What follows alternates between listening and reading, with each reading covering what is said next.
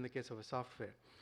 Now, as soon as LBT was imposed in cities like Pune, the government started issuing assessment orders on the dealers for not paying tax on the prepaid cards sold through that store. And the tax was on a turnover basis. So prepaid cards go through a supply chain of the telephone operator giving the cards to the major distributor, who in turn gives it to the wholesalers, who in turn give it to the retailer.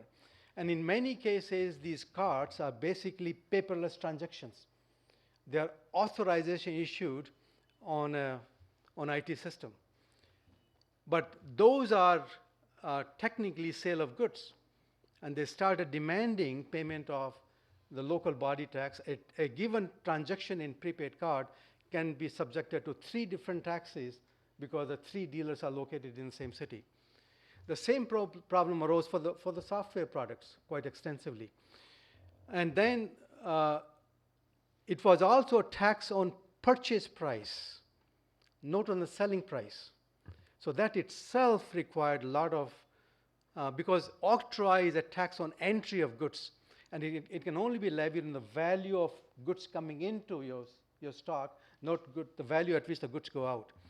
So that itself required very complex software development, which could not be done properly. So because of all of these difficulties, it was not even adopted. Most of the municipalities have adopted the LBT, but Mumbai still has an octroi. They cannot implement it.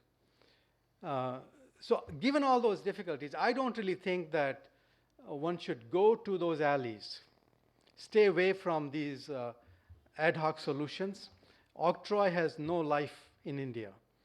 And even if there's a political resistance, the sooner it dies, the better. LBT is not a viable alternative to GST.